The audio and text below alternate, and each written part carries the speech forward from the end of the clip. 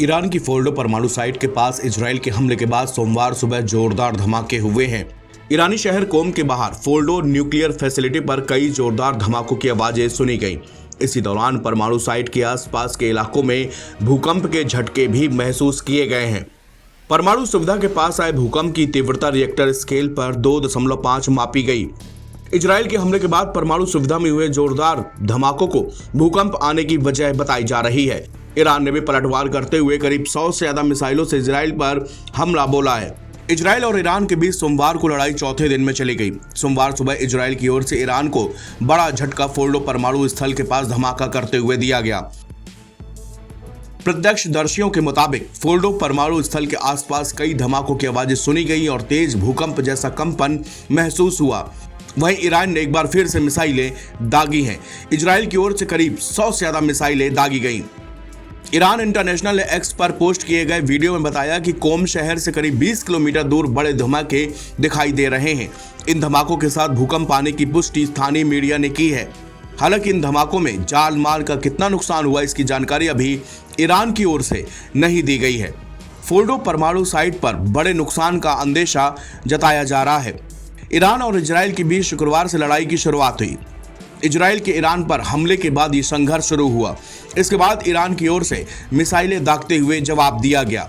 बीते 4 दिनों से दोनों ही ओर से लगातार हमले किए जा रहे हैं। ईरान के स्वास्थ्य मंत्रालय ने कहा कि 13 जून के बाद इजरायली हमलों में उसके 224 लोग मारे गए हैं। इजराइल में भी ईरानी मिसाइलों से जान माल का भारी नुकसान हुआ है। ईरान और इजराइल के बीच लड़ाई आने वाले दिनों में और भी तेज हो सकती है।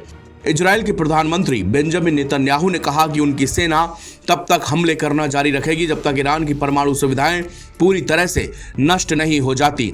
वहीं ईरान के सुप्रीम लीडर अयातुल्लाह खामेनी ने ऐलान किया कि उनकी सेना पूरी ताकत से इजराइल को जवाब दे रही है। ऐसे में दोनों देशों के बीच लड़ाई और भी तेज हो गई है। 14 जून को अमेरिकी राष्ट्रपति डोनाल्ड ट्रंप का जन्मदिन था। इसी मौके पर पुतिन ने उनको फोन किया।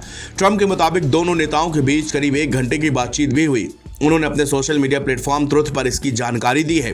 उन्होंने लिखा, राष्ट्रपति पुतिन ने मुझे जन्मदिन की बधाई देने के लिए फोन किया, लेकिन उससे भी महत्वपूर्ण ये है कि उन्होंने ईरान के बारे में बात की है। ये एक ऐसा देश है जिसे वो बहुत अच्छी तरह जानते हैं। हमने लंबी बातचीत की। रूस यूक्रेन के बारे में बहुत कम बात हुई, लेकिन इस बारे में अगले सप्ताह हमारी बातचीत होगी। वो बंदियों की अदला बदली कर रहे हैं। दोनों पक्षों से बड़ी संख्या में कैदियों की तुरंत रिहाई की जा रही है। न्यूज एजेंसी रॉयटर्स के मुताबिक पुतिन के सहयोगी यूरी उशाकोव ने पत्रकारों को बताया कि व्लादिमीर पुतिन ने ईरान पर इजराइल के हमले की निंदा की है और इसके बढ़ने की संभावना पर गंभीर चिंता व्यक्त की है। ट्रंप ने भी मिडिल ईस्ट में हो रही घटनाओं को बहुत चिंताजनक बताया।